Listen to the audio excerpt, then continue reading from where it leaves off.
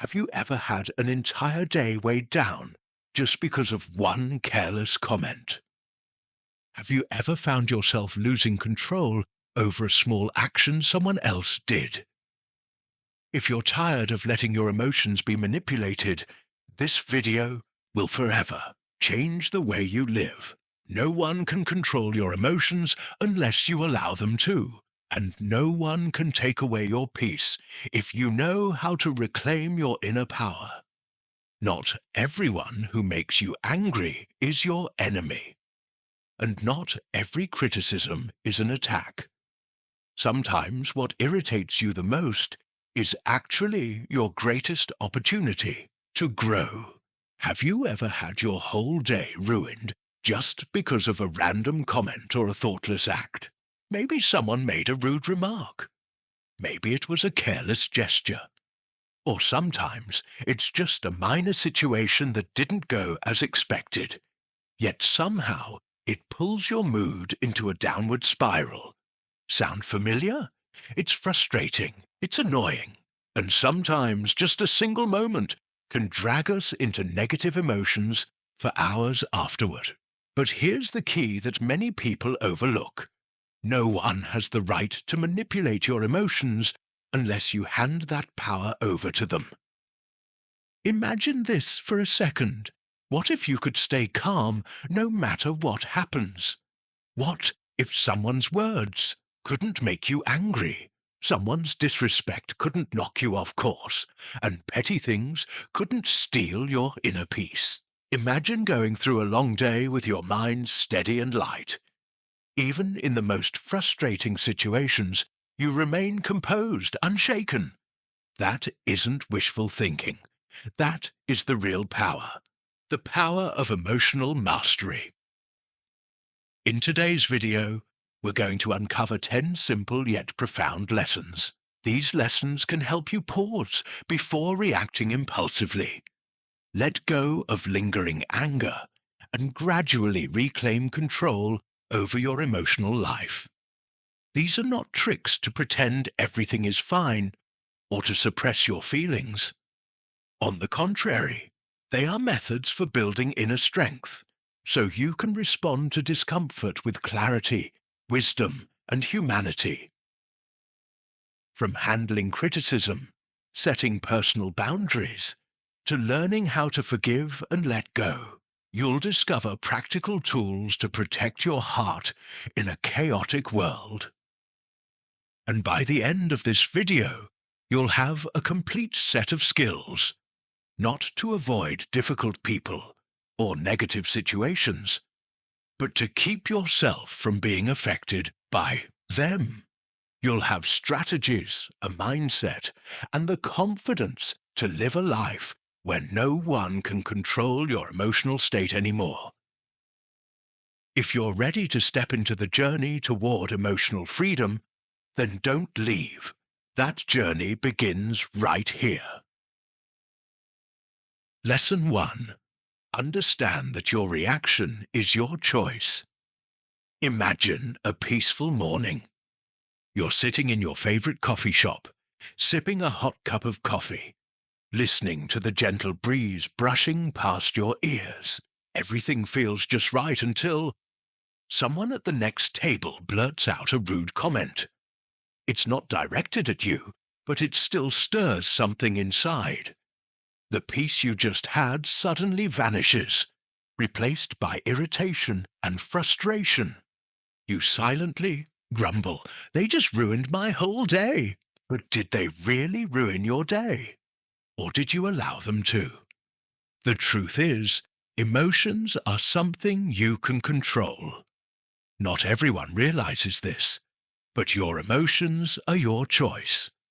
No one can force you to be angry unless you give them that power. Picture yourself wearing noise-cancelling headphones in the middle of a noisy city. Cars are honking, people are shouting, but you're unaffected. That's what emotional control is like. The world can stay loud, but you can choose not to let it seep into you. There's a powerful thought that says, between stimulus and response, there is a space. In that space is our power to choose our response. And in that choice lies our growth and our freedom. When someone cuts you off in traffic, or your boss unfairly scolds you in a meeting, your first instinct might be to get angry. But if you can pause for a moment, you'll discover another door. The door to calmness. Within calmness lies your strength. And in that strength, you have the freedom not to let anyone manipulate your emotional state. Here's an example. A coworker dismisses your idea in a meeting right in front of the team. You feel offended, even humiliated, but instead of lashing out, you choose to take a deep breath and ask yourself, what does their behavior say about them? Maybe they're stressed, or perhaps it's a personal bias. When you shift your perspective, you also strip them of their power to control how you feel. The truth is, anger or hurt are completely natural emotions, but they don't have to be the ones driving your actions. You can feel angry and still act with composure. You can be hurt and still preserve your dignity without reacting impulsively. So how do you start? Here are 3 simple steps to practice in your daily life. Pause and identify the emotion. When you feel triggered, stop. Name the emotion. Is it anger, hurt, disappointment? Naming the emotion helps you step out of the automatic reaction. Ask questions. Ask yourself, why am I feeling this way? Is it the actual event or how I perceive it? Choose your response. Base it on what? On your values, on long-term peace, not on temporary emotions. Imagine a life where you walk through any situation without being dragged along by others' emotions. A stranger behaves rudely. You smile and move on. A thoughtless comment from a loved one. You choose to respond with compassion instead of anger. In every moment you have more power than you think. The power to choose how to respond. You can let others control your emotions, or you can stand firm, master your reactions, and guard your inner peace. And remember, someone else's behavior does not define who you are. Your response does. When you choose calm over retaliation, you're not just mastering your emotions. You are reclaiming a freedom that no one can take from you once you know how to keep it. So why do we so often expect others to behave like we do? And why does that expectation lead to so much disappointment, pain, and even anger? Lesson 2. Stop expecting others to act like you. We just talked about the power of owning your emotional responses, that you can choose how to react instead of letting others control you.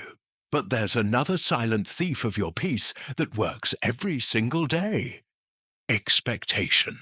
You're always the one willing to help others. Whether it's something big or small, you don't hesitate to reach out first. But then, when you need someone to be there for you, they're nowhere to be found. You send a message, but no one replies. You make a call, but no one picks up. And the feeling of disappointment begins to rise. You think, how can they be so indifferent? If it were me, I'd never treat them like that. Sounds familiar. That feeling is very real. And what hurts more than their silence is the whisper in your mind saying, maybe I'm not worthy. But here's a truth that, once understood, can set your heart free. People don't operate by your standards or your value system. They live by theirs, and often those values are completely different from yours. Expecting others to think, react, or behave like you is like trying to control the weather. You can carry an umbrella, but you can't stop the sky from raining. And the more you try to control what isn't yours to control, the more exhausted and powerless you'll feel. Every person in this world is walking their own unique path. That journey is shaped by personal experiences, past wounds, the way they were raised, and fears you cannot see. So when someone does something that hurts you, it's not always because they intended to. Often it has nothing to do with you. They're simply acting according to their nature, according to the belief system they live by. And if you keep trying to change them, you will always find yourself in a reactive state, drawn into invisible battles. Slowly, you begin to lose the inner peace that once belonged to you. Instead, learn to accept people for who they are, without sugarcoating, without idealizing, without placing your expectations upon them. Here's a simple example. In your team meetings, there's always one colleague who constantly interrupts you. Every time you speak, they cut in. You feel disrespected. The first time, you tolerate it. The second time, you try to be polite. But if you keep hoping that one day they'll realize it themselves and change, you're likely setting yourself up for long-term disappointment. So what's the solution? It's as simple as recognizing that their habit is theirs, not something you need to emotionally carry. When you stop expecting them to act according to your ideal standards, you also stop subjecting yourself to the pain of unmet hopes. There's a profound saying, expectation is the root of all suffering. And the fewer expectations you hold, the more peace you keep for yourself. Here's a simple yet effective practice to start letting go of expectations that cause pain. Acknowledge what you're expecting. When someone upsets you, ask yourself, what was I expecting from them? Why does their shortcoming bother me so much? Evaluate the realism of that expectation. Be honest with yourself. Is it possible that you're demanding something they're not capable of or are not responsible for? Shift your focus. Instead of trying to change them, come back to yourself. Ask, how can I respond in a way that keeps my calm and peace? When you begin thinking this way, you'll feel liberated. Others might act thoughtlessly, say unkind things, or simply not respond the way you hoped. But none of that can touch you unless you let it. You can't change other people, but you can choose to live in a way that doesn't allow them to hurt you endlessly. And in the end, you'll realize people are who they are, not the ideal versions you hoped they'd be. Accepting this truth doesn't mean you condone negativity. It simply means you've made a wise choice, the choice to preserve your peace instead of trying to control the uncontrollable. Next time someone disappoints you, remind yourself they are acting according to their own nature, not mine. And that's okay, because you still hold one power they cannot touch: the power to choose your response. Once you release unrealistic expectations, not only will you feel lighter, but you'll also break the invisible thread that once tied your emotions to someone else's behavior. And you'll discover inner freedom has never been so close. But there's still one more thing that often causes emotional instability: the need to always be right. How many times have you found yourself in an argument, only to end up drained, hurt, and with no real winner? What would change if you learned how to let go of that need? Lesson 3. Learn to let go of the need to always be right. In the previous part, we talked about letting go of unrealistic expectations to preserve your peace. But sometimes what causes you to lose emotional control doesn't come from others. It comes from within. More specifically, from a very familiar need, the desire to always be right. Do you remember the last time you argued with someone? Maybe it was something small, like which route is faster, or a deeper disagreement with a loved one about a life principle. In that moment, did you feel like you had to prove your point, had to make them see they were wrong? We've all been there. It's like swimming in a strong current, clinging to your argument as if letting go means sinking. But do you really lose if you don't fight back until the end? Often, the stubborn need to be right is what damages relationships, turning a simple conversation into a silent battlefield.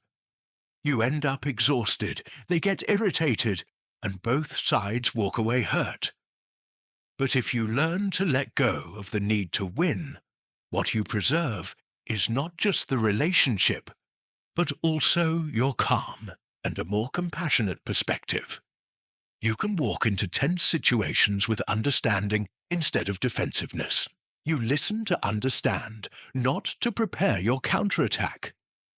Imagine someone falsely accuses you of something you know you didn't do. Your natural reaction is to argue back, to prove the truth, maybe even point out their mistake. But what if, in that very moment, you paused and asked yourself, do I really need to spend time and energy proving them wrong? Does this argument change anything about my true value? In most cases, the answer will be not worth it. Take a simple example. A friend insists that their way of solving a problem is the best. In the past, you might have countered, listed your logic, and provided evidence to support your view. But this time, you take a different path. You smile and say, I understand how you see it, and I respect that perspective. That simple sentence holds incredible power to dissolve tension. You not only stay calm, but also avoid a pointless debate. Zishe, philosopher Lao Tzu once said, one who clings to their own viewpoint will never grow. Letting go of the need to always be right doesn't mean staying silent forever or abandoning your values. It simply means being wise about choosing when to speak and when to stay silent. Not every battle is worth winning. Not every disagreement needs to end with someone admitting you were right. Here are 3 practical steps to help you practice this mindset. Pause before reacting. When you feel the urge to argue, take a deep breath. Pause and ask yourself, is this really worth my time and energy? Seek understanding. Instead of arguing, ask questions to better understand the other person's perspective. Open-ended questions often calm tension more than direct counter-arguments. Choose your battles. Save your energy for issues that truly impact your values, rather than getting dragged into every minor detail. Over time, you'll notice something beautiful. Letting go of the need to be right brings immense freedom. You'll find yourself calmer in conversations. You won't feel threatened by disagreement. You won't react impulsively just to win. You'll walk more lightly, more freely, and your relationships will feel less strained. True confidence doesn't come from always proving you're right. It comes from not needing to. Next time you feel an argument rising inside you, try pausing and asking, Does being right really make me happy? Or is it peace that I truly need? And in that moment, you may experience the true power of letting go. Lesson 4. Don't let others define your worth. Sometimes what throws you off balance isn't an argument, it's a passing comment. Imagine you're excited to share an idea, something you've been passionate about and nurturing for a long time. But then someone interrupts with a dismissive remark. Just one sentence, yet it feels like a needle straight to the heart. Why can one comment shake us so deeply? Because we often let the words of others shape the way we see ourselves. We tie our self-worth to praise, criticism, or the approval of others, and that, unintentionally, places our emotional well-being in their hands. But the truth is, your worth does not live in someone else's mouth. It does not come from the agreement of the crowd, nor is it erased by a negative opinion. When you live based on the eyes or judgment of others, you give them control over your emotions. Let's take a familiar example. A co-worker criticizes your work not with constructive intent, but harshly, perhaps even personally. Your instinct may be to defend yourself, or you may feel deeply hurt. But if you can pause and remind yourself, this is just their perspective, not the truth about me, you'll feel your heart begin to settle, and the emotional storm will lose its power over you. When you detach your value from what others say, you also protect your focus and inner stability. The philosopher Marcus Aurelius once said something deeply profound. It is strange that we love ourselves more than anyone else, but care more about their opinion than our own thoughts. This doesn't mean you become indifferent or ignore all feedback. On the contrary, you learn to filter. You keep what helps you grow, and you let go of what is purely negative. Here are 3 steps to avoid being controlled by the words of others. Pause before reacting. When someone's words sting, take a breath. Pausing is the first step to stop reacting from emotion. Separate fact from opinion. Ask yourself, is this comment reflecting truth, or is it just their opinion? If it doesn't help you improve, let it go. Affirm your worth. Repeat this simple yet powerful reminder. My value does not come from them. It has always been within me. Lao Tzu once said, if you care too much about what others think, you will live as their prisoner. Letting go of the need for approval doesn't mean becoming numb. It means you've reached a place where you can choose what is worth keeping and what should be released. And when you can let go of that burden, you step into a wider space where confidence, authenticity, and peace can truly grow. Next time someone criticizes you and you feel yourself shrinking inside, pause and ask, do I really believe what they said? Or do I believe what I know to be true about myself? When you choose to believe in yourself, you don't just take back your emotions. You take back your freedom. Lesson 5. Protect your energy by setting boundaries. In the previous section, we learned how to stand firm in our self-worth and not let other people's words shake our inner peace. But there's another equally important lesson, learning how to say no at the right time to protect your energy. Imagine you're having a stressful day at work, your mind full of tasks to handle. Suddenly, a friend calls, asking for help with something they could clearly manage on their own. Or worse, a colleague dumps a last-minute urgent task on you without warning. You feel like you should help, but at the same time, you're frustrated because your own schedule just got completely disrupted. Why is it so hard to say no? Because we fear being misunderstood, hurting someone's feelings, or being seen as selfish. But the truth is this: setting boundaries is not selfish. It is essential to protect your emotional stability, focus, and mental well-being. If you don't set clear boundaries, you're handing other people control over your time, your energy, and even your emotional state. Every time you reluctantly say yes, you are silently saying no to yourself. And the more often this happens, the more drained, irritable, and disconnected you'll feel from your true self. There's a profound saying: you cannot pour from an empty cup. If you keep giving without replenishing, without limits, without protection, you can't keep living a healthy life, and you won't be able to love fully either.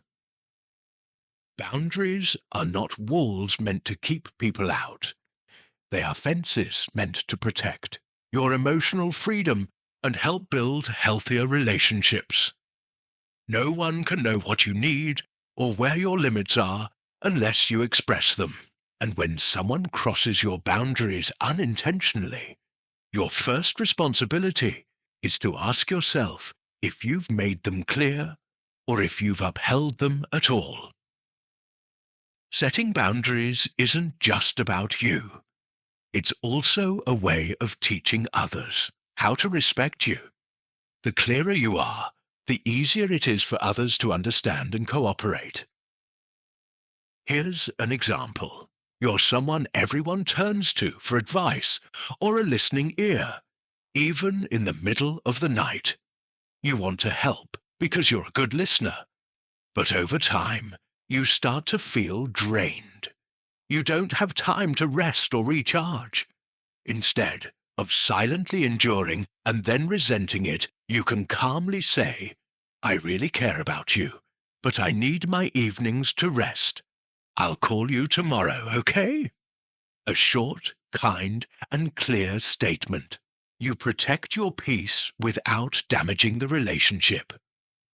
The philosopher Epictetus once said, "Freedom is the ability to live as you choose." Living freely doesn't mean abandoning everyone. It means knowing what truly matters and recognizing what limits are healthy. You have the right to choose what aligns with your needs, and you're not obligated to carry everything others hand to you. Here are 3 simple ways to start setting effective boundaries.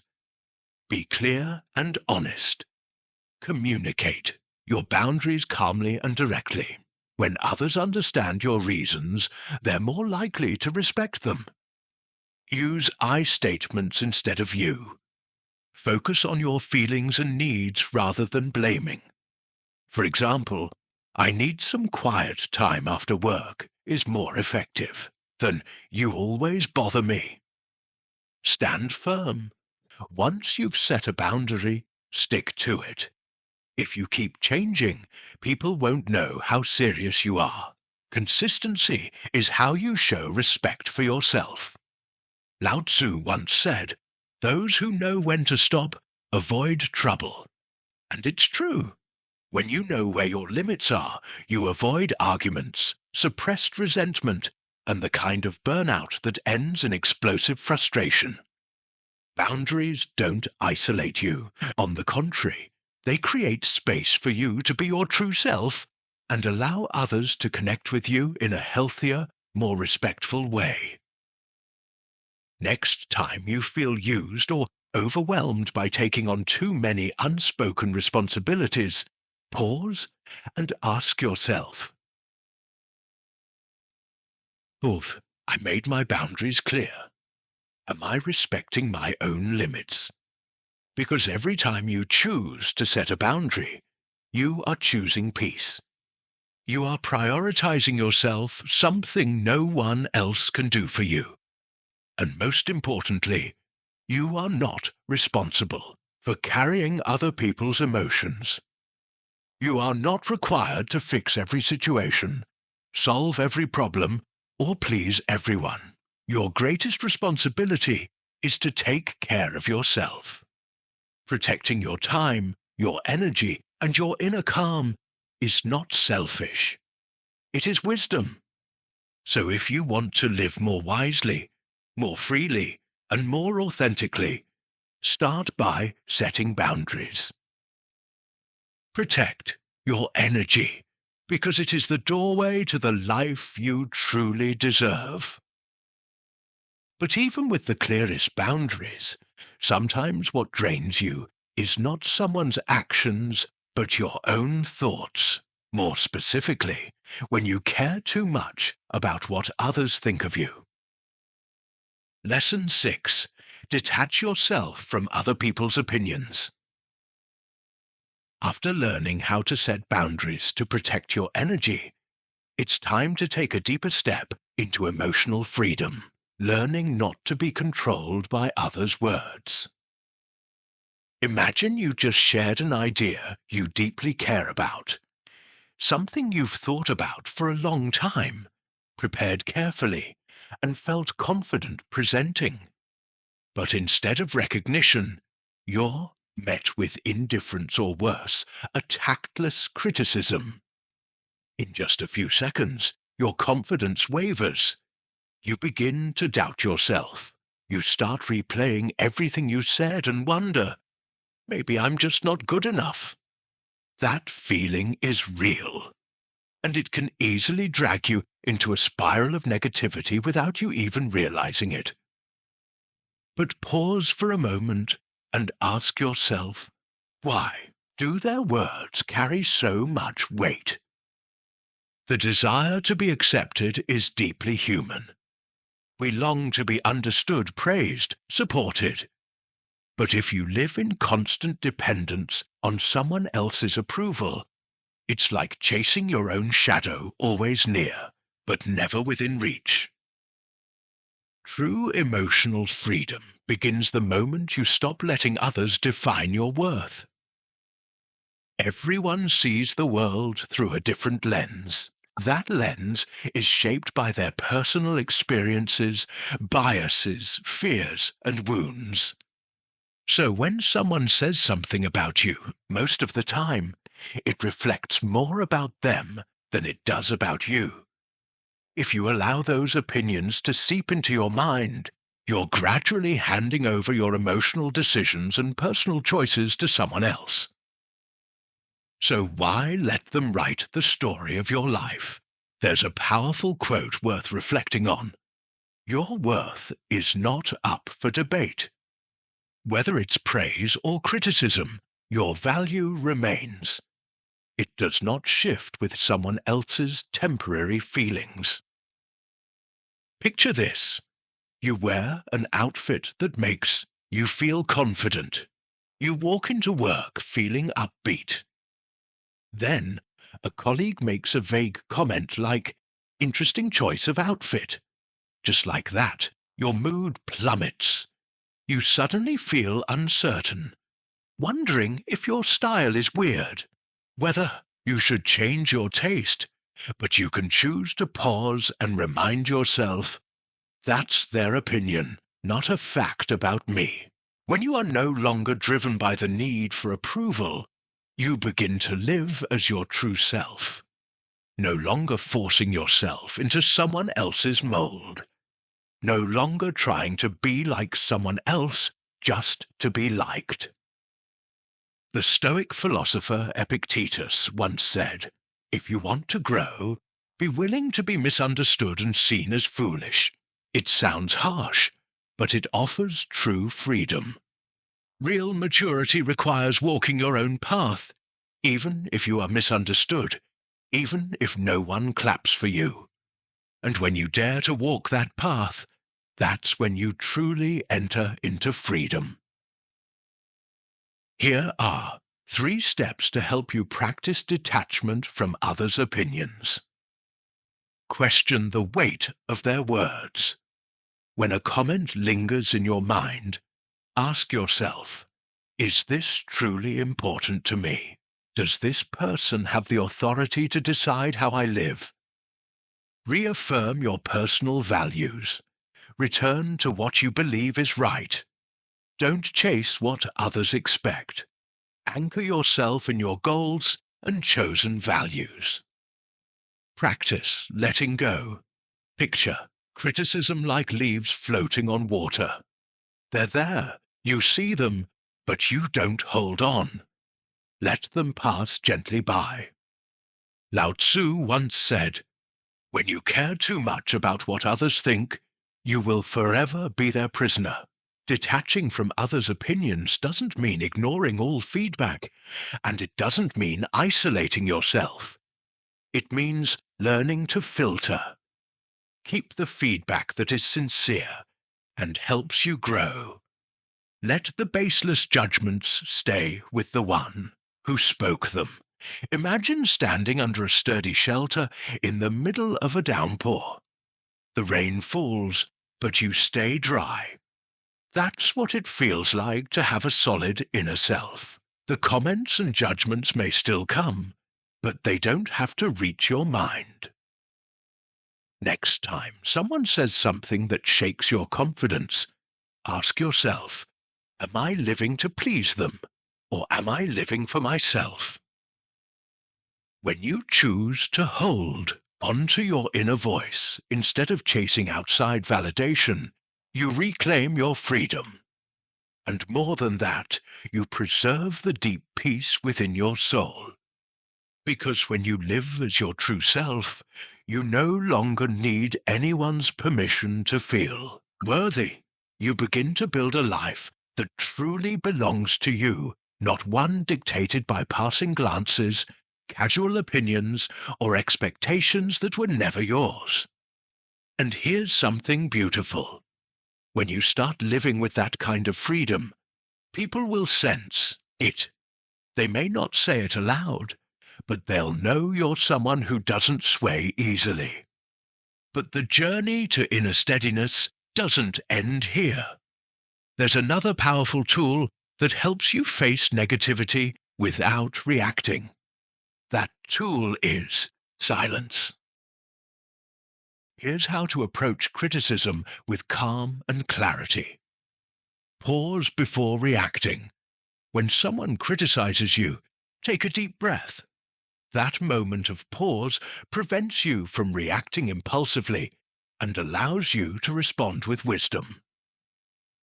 Consider the source. Is this someone trustworthy? Do they truly understand your field or situation? Do they care about your growth, or are they just venting their own frustrations? Look for the lesson. Even if the words are harsh, sometimes there's a truth worth hearing. Ask yourself, what can I learn from this? Here's another example. A family member criticizes you for choosing a career that doesn't match their expectations. Instead of becoming angry or brushing it off, you can calmly say, I know you care about me. I'll take some time to think about what you said. That response helps you maintain composure while leaving room for self-reflection and avoiding unnecessary conflict. The philosopher Epictetus once said something quite witty. If someone speaks badly of you, do not defend yourself. Instead, reply, they don't even know the half of it. If they did, they'd say worse. That is how someone who understands their own worth responds with humility, not weakness. Next time you're criticized, ask yourself these 3 questions. What can I learn from this? Does this reflect something about me, or just their own state of mind? How can I use this as an opportunity to grow? Lao Tzu also shared a simple but wise principle. Knowing others is intelligence. Knowing yourself is true wisdom. Criticism, when received properly, can shine light on the hidden corners of your thinking. It may not be pleasant, But real growth rarely comes from comfort. It often comes from collision, from facing what you'd rather not see and choosing to rise through it. And one day, you'll learn to receive feedback, no matter how painful or rough, with humility and composure. When that day comes, you'll develop such a strong inner foundation that no words will be able to shake you. Lesson 10. Mastering the art of letting go. We just talked about criticism and how to turn painful feedback into opportunities for growth. But there's something equally important if you truly want to maintain inner peace: letting go. Imagine you are holding a burning coal in your hand, waiting for the right moment to throw it at the person who hurt you. But while you wait, you are the one getting burned. Anger, resentment, and grudges are just like that coal. They hurt you more than the person who caused the pain. True strength does not lie in holding on to what hurt you. It lies in having the courage to let go. Letting go doesn't mean forgetting what happened. It doesn't mean agreeing with or accepting what was wrong. Letting go means releasing yourself from emotional burdens, freeing yourself from the invisible chains that keep you tied to the past, so you can live fully in the present. When you learn to let go, the past no longer holds you captive. You reclaim your energy, your focus, and most importantly, your inner peace. The Buddha once said, holding on to anger is like drinking poison and expecting the other person to die. The truth is, the one who suffers most isn't the person who hurt you, it's you, if you choose to hold on to the pain.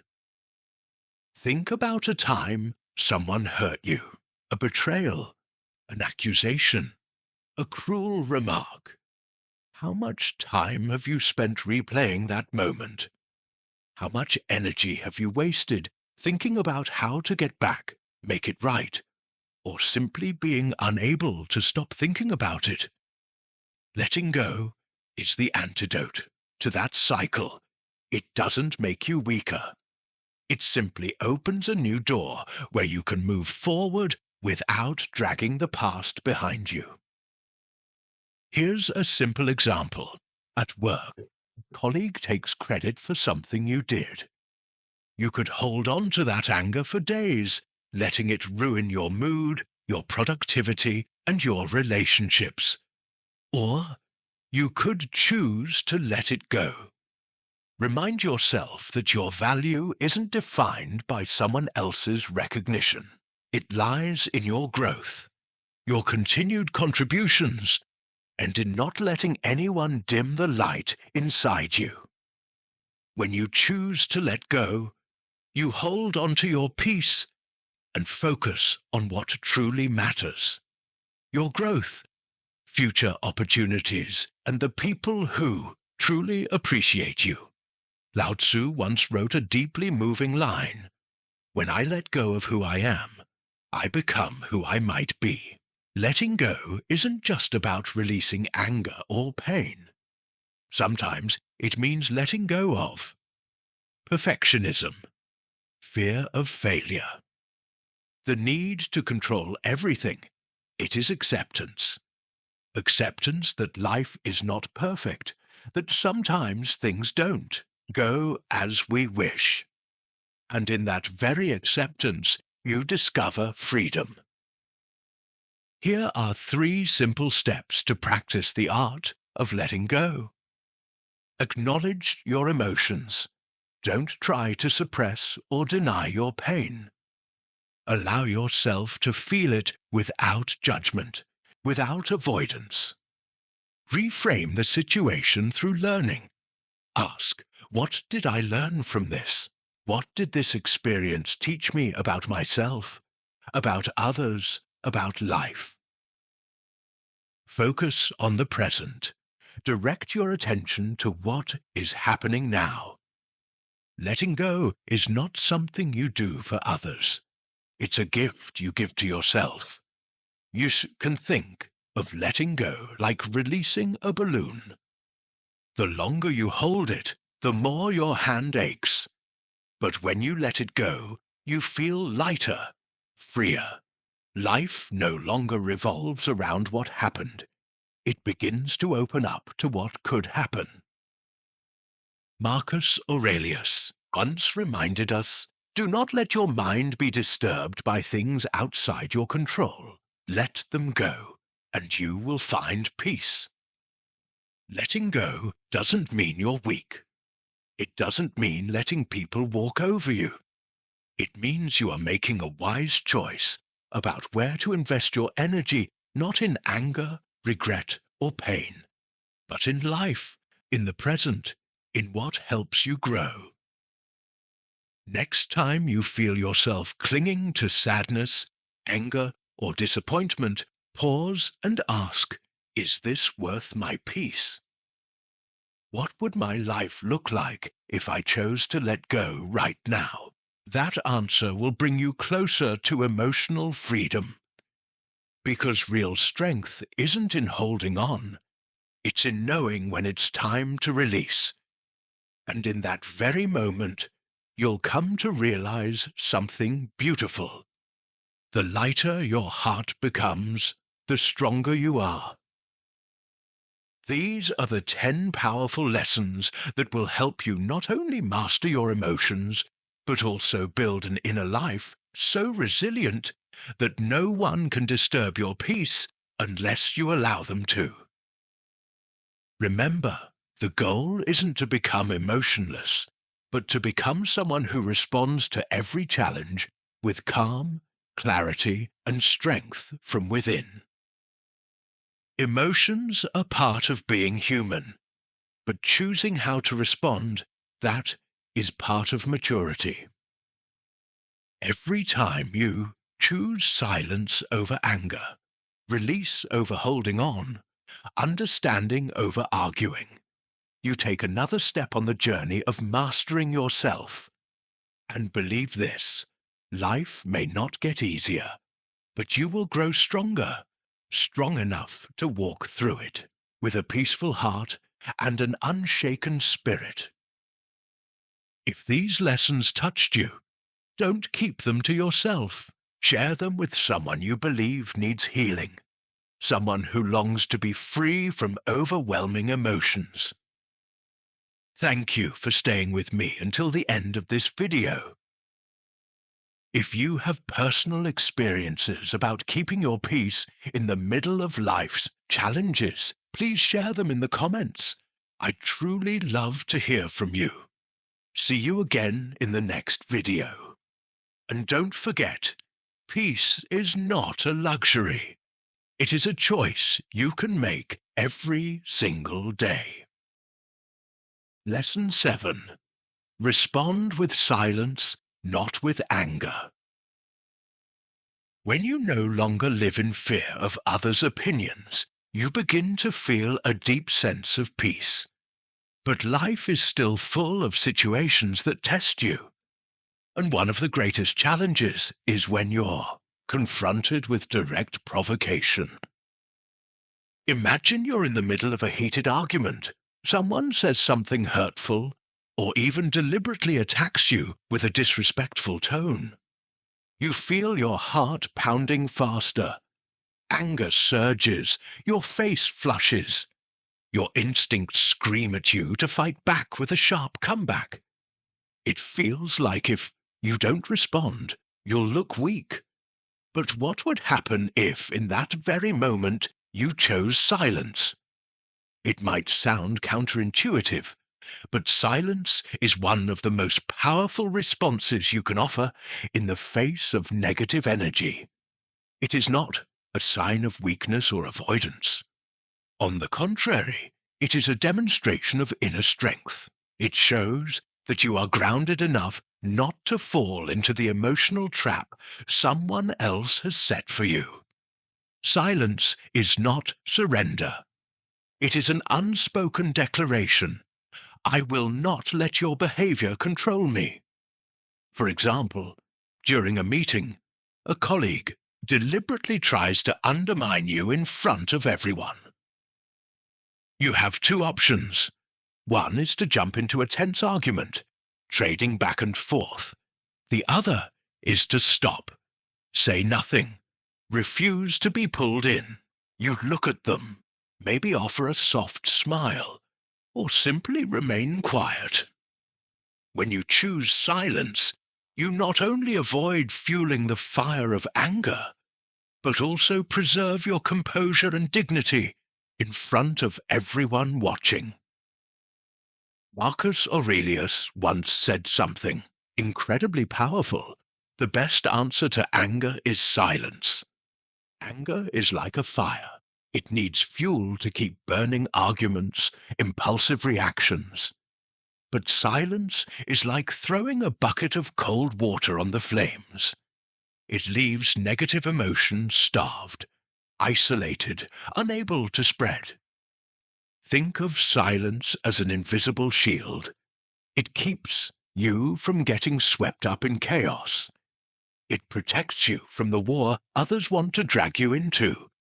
So how can you train yourself to stay silent at the right time? Here are 3 simple ways to make silence your default response in moments of provocation. Pause before reacting. When someone says something hurtful, stop. Take a deep breath. That one moment of stillness can be the line between damage and self-control.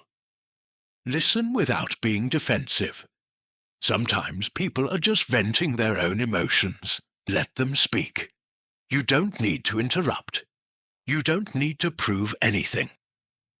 Speak only when truly necessary. If a response is needed, keep it brief, clear, and calm.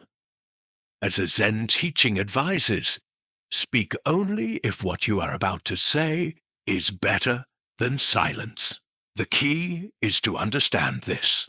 Silence is not about suppressing your emotions or pretending you're not hurt. It's about choosing the right time and the right way to express yourself with maturity. Silence doesn't avoid the problem. It simply doesn't let the problem dominate your mind. There are moments when what you don't say carries more weight than anything you could say, and often silence echoes farther than shouting ever could. The next time you feel like exploding from being provoked, ask yourself, will reacting really change anything? Or will it only make things worse? You will see that when you choose silence, you are not becoming weaker, you are becoming stronger. You are not losing control, you are reclaiming it. And that is how you win, without needing to shout, without needing to prove you're right. Lesson 8. Gratitude dissolves anger in the Gyusetsu. Previous lesson. We explored the power of silence, a wordless response that holds immense strength when faced with negativity. Now, we continue with another miraculous tool, one that can soothe anger from within. Gratitude. Imagine you're having a terrible day. Everything you planned falls apart. Someone says something offensive to you. Then a series of small annoyances keep piling up as if testing your last ounce of patience. The anger starts to boil inside. You let out a frustrated sigh and think, why is everything such a mess today? In that moment, you can let your mind spiral into everything that's going wrong. Or you can pause, take a deep breath, and ask yourself, what is still going right? That's where gratitude reveals its power. Gratitude is one of the most powerful tools for transforming negative emotions into peace. It's not just a pleasant feeling, it's a deliberate choice. Here's a simple but profound truth. You cannot be angry and grateful at the same time. Gratitude is like a reset button for your mind. It pulls you out of the negative spiral and reminds you that no matter how chaotic the world may seem, there is always something worth appreciating.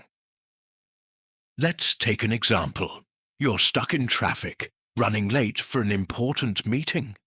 The cars ahead crawl forward at a snail's pace. Your thoughts begin to fill with frustration.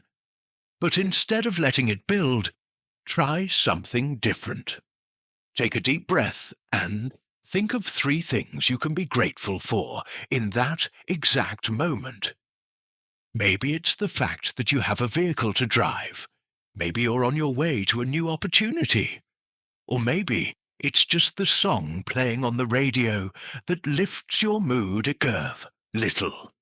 It may sound small, but that shift in awareness can calm your anger almost instantly, like lighting a small candle in a dark room. Even a faint light can chase away the heaviness. The famous Roman philosopher Cicero once said, "Gratitude is not only the greatest virtue, but the parent of all others." Gratitude not only melts anger, it nurtures patience, strengthens calmness, and helps you maintain a clear perspective on life. It's something you can carry with you everywhere, like a warm coat for your heart when storms arise. So how can you practice gratitude in a practical way each day? Here are 3 simple steps you can start using right now. Pause and reflect. When you feel annoyed or upset, stop for a moment, breathe, then ask, what can I be grateful for right now? It's a small question, but it opens the door to a new way of seeing. Write down the good things. Every evening, jot down 3 things you felt grateful for that day, whether it's a good cup of coffee, a stranger's smile, or a task completed on time. This helps train your brain to focus on the positive. Redirect your thoughts in tough times. When facing a challenge, ask, what did I learn from this? What worse outcome didn't happen? These questions help uncover the hidden positives behind the mess. Here's another example. Someone harshly criticizes you. Instead of letting anger consume you, pause and think. I'm grateful for the chance to learn something from this feedback. Even if their words were hard to hear, maybe it points me to something I can grow from. This doesn't excuse poor behavior. It's simply a way to stay in charge of your emotions. There's a wonderful saying, if today I did not learn much, at least I learned a little. If I learned nothing, at least I am still healthy. If I am ill, at least I am still alive. So let me be grateful. Gratitude doesn't deny the hard things. It doesn't ask you to pretend everything is fine. It just helps you choose what lifts you up instead of what weighs you down. Next time you feel anger quietly rising, take a moment and ask, what can I be grateful for right now? Maybe it's a deep breath, a person who's still standing beside you, a lesson you're learning. And when the answer comes, you'll feel your heart lighten. The anger not only softens, it gets replaced with clarity, awareness, and peace.